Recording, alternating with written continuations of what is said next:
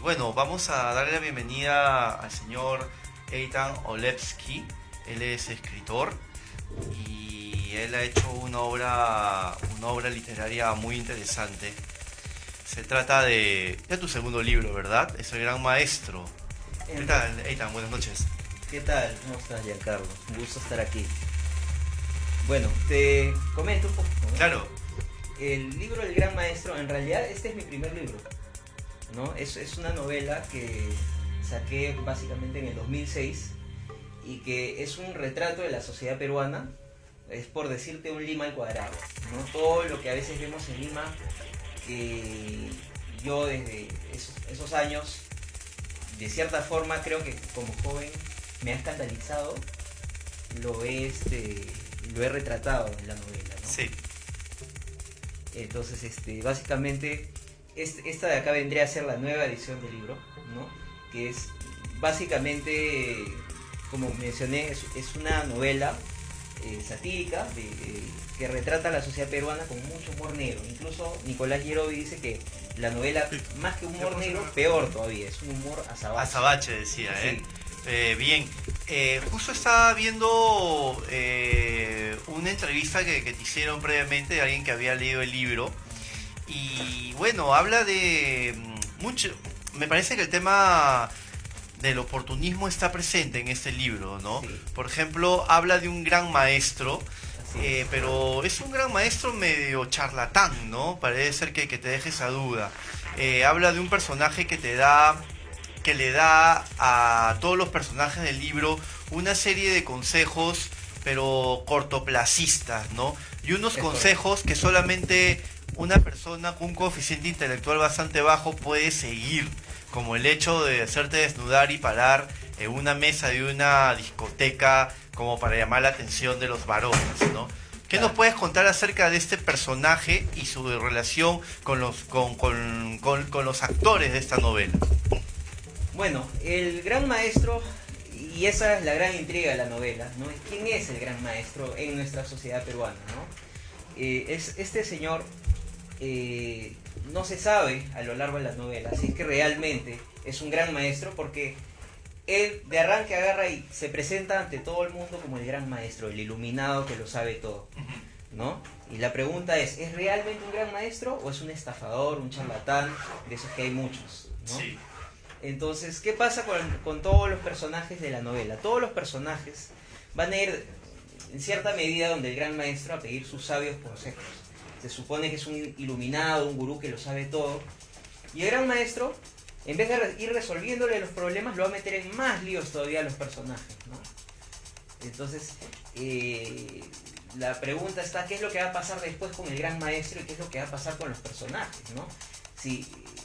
O sea, ¿llegan a salir de estos aprietos o no llegan a salir de esas complicaciones en las que se meten? Y también la pregunta es ¿qué va a pasar con él, ¿no? Con el gran maestro?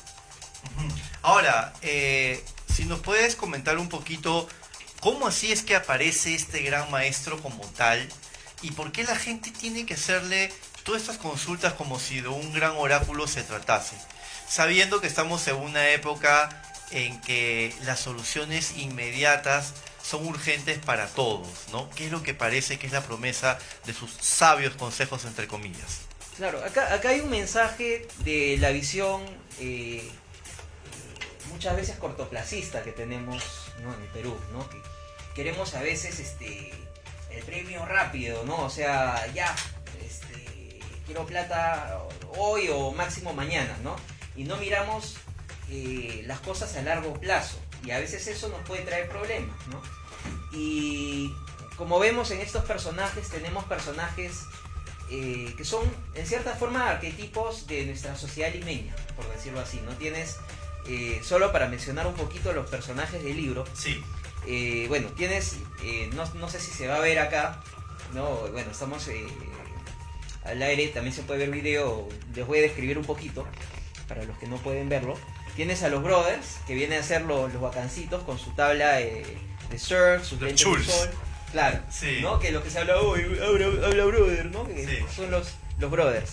Después tienes a los rechazados, que del punto de vista de los brothers, ¿no? Son rechazados, que vienen a ser los intelectuales en el Perú, ¿no? Yo creo que puedo estar dentro de esa categoría quizás en el libro, porque es todos los que son los amantes de los libros, los amantes quizás de juegos de mesa, o que nos gusta cosas quizás más del ámbito cultural también, ¿no? Después tienes a los broderíficos, que vienen a ser los que quieren ser como los brothers, pero no les liga, ¿no? De alguna manera... Los guachafos. Exactamente, ¿no? Los guachafos, ¿no? Sí. Después tienes a los chicheros, que es todo lo que es la cultura chicha en el Perú, todo lo que es la criollada, la viveza peruana, ¿no? Y tienes el último personaje, que es representado por uno solo, que es el intocable. ¿Quién es el intocable? El intocable es ese personaje que a veces tú estás en el carro y en el semáforo ahí esperando que cambie la luz, y en eso se te acerca un individuo, te toca la puerta o la ventana y te da miedo. Te da miedo, tú dices, oye, no vaya a ser un loquito, un delincuente, me vaya a robar. No necesariamente es malo, pero simplemente por el aspecto que tiene a veces dentro de la sociedad peruana, un poco como que la sociedad lo rehuye o trata de mantenerse a la distancia de ese personaje, ¿no?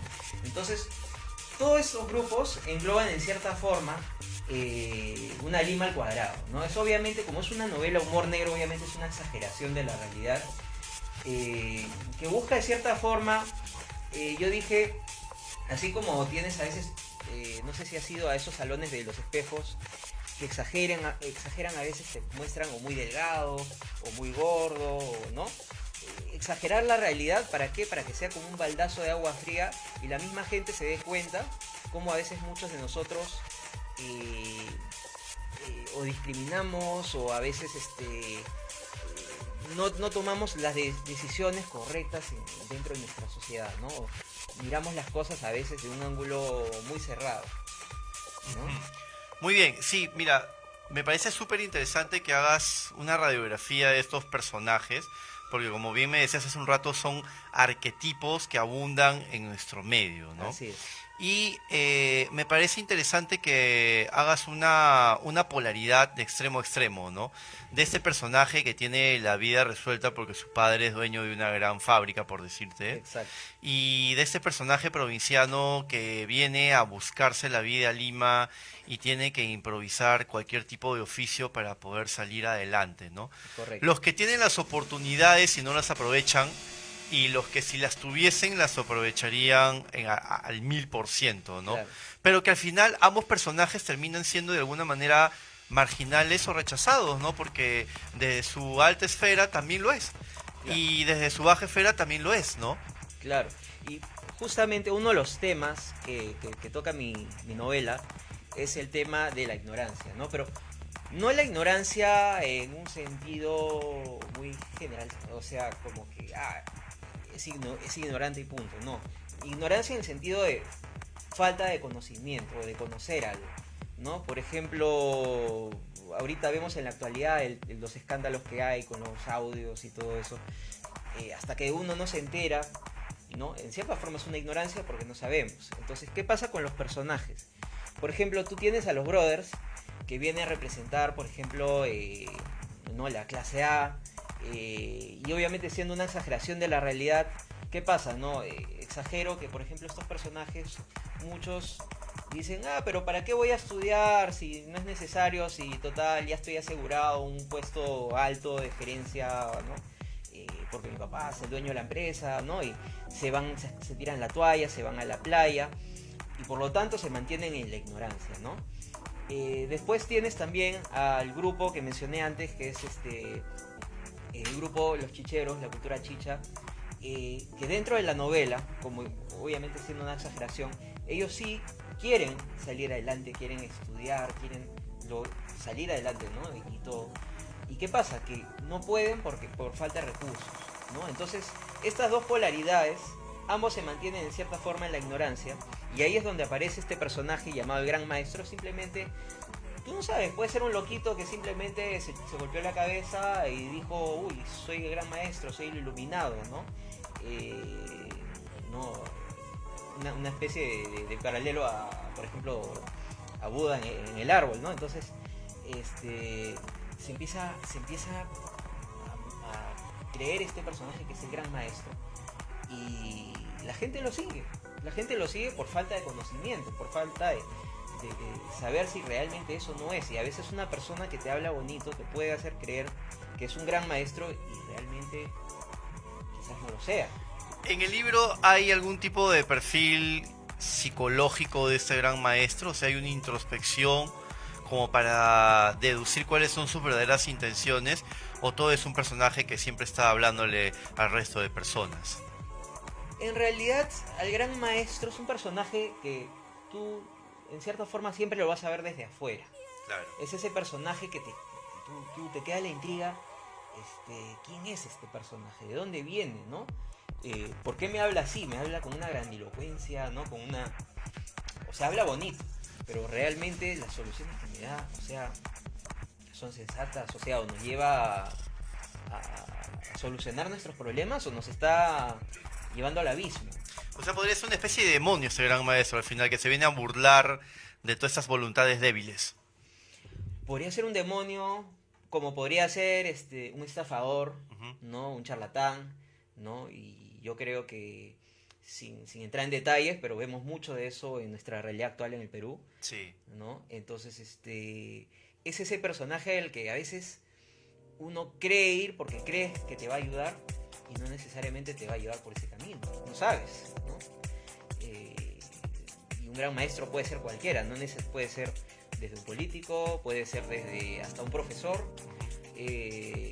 cualquiera que se tenga un título, en cierta forma, de maestro, o de gurú, o de yo soy un experto en tal tema, Ujú. ¿no?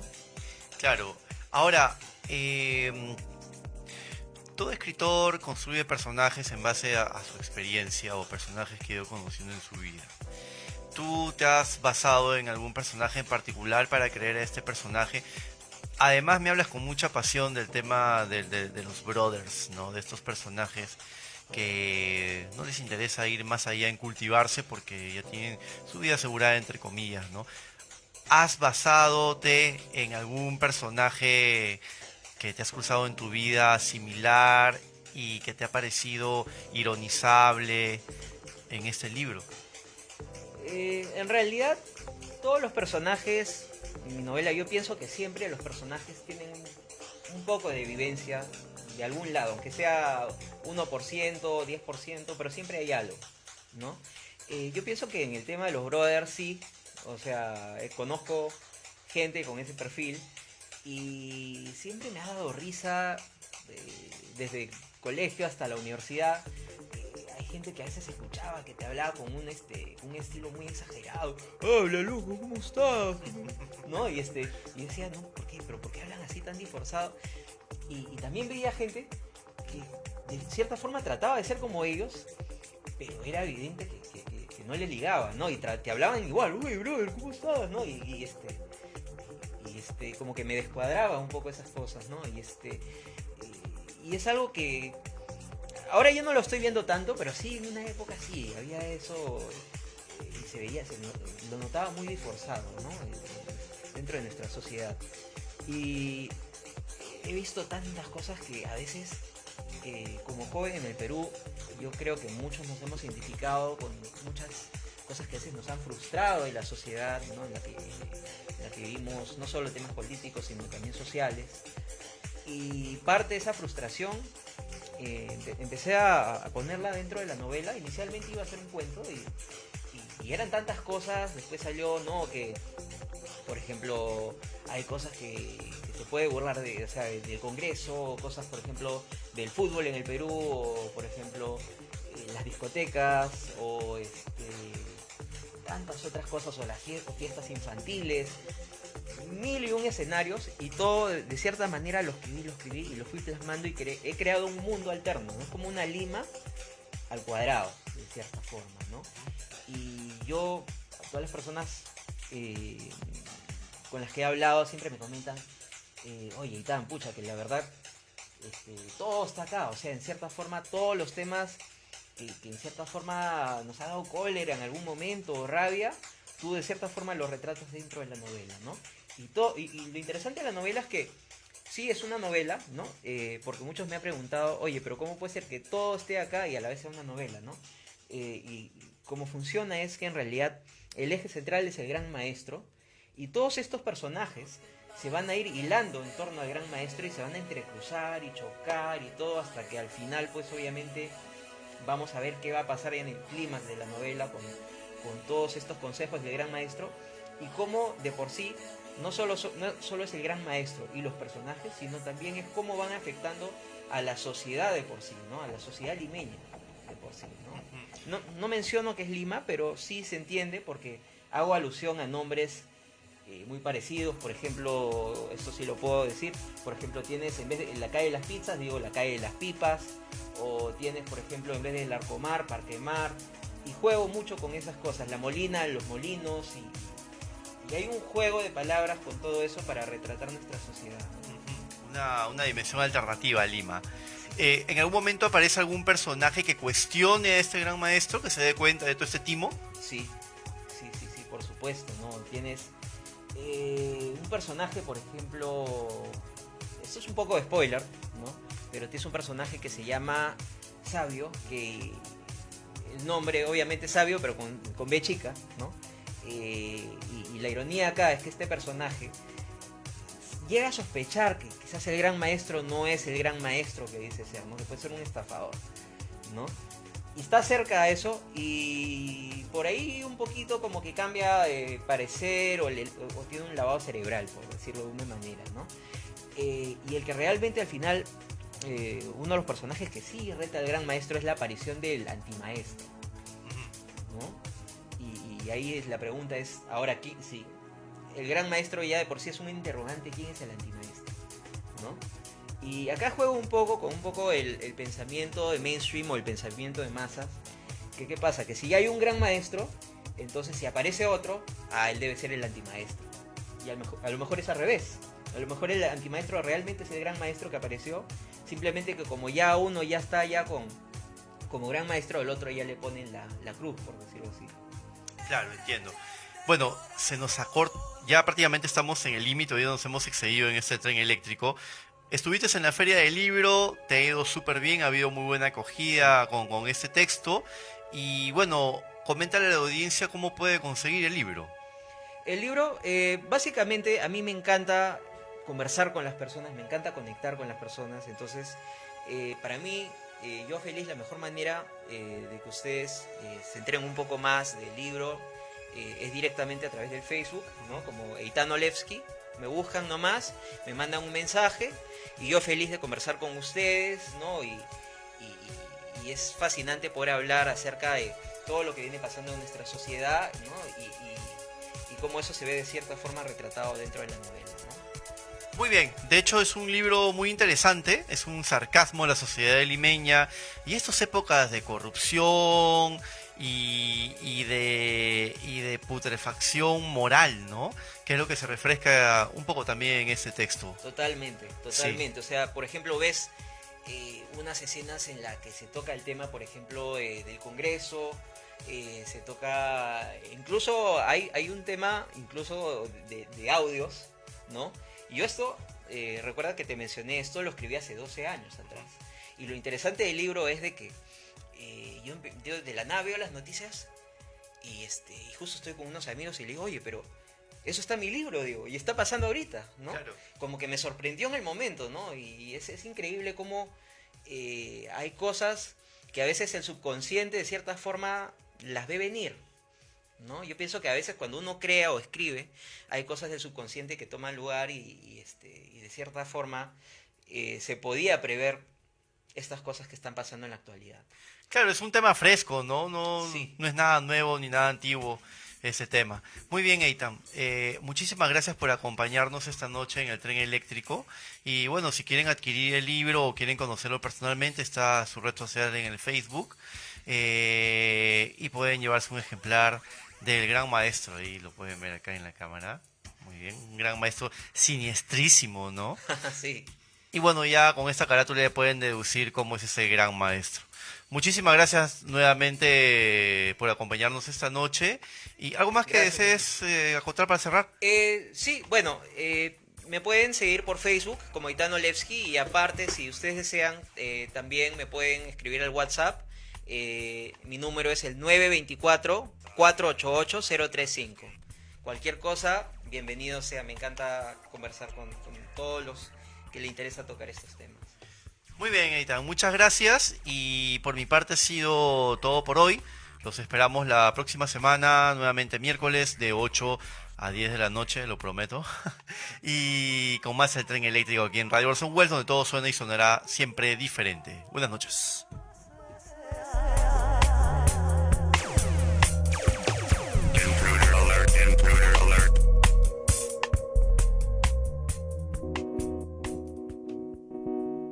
Radio Orson Welles presentó Tren Eléctrico,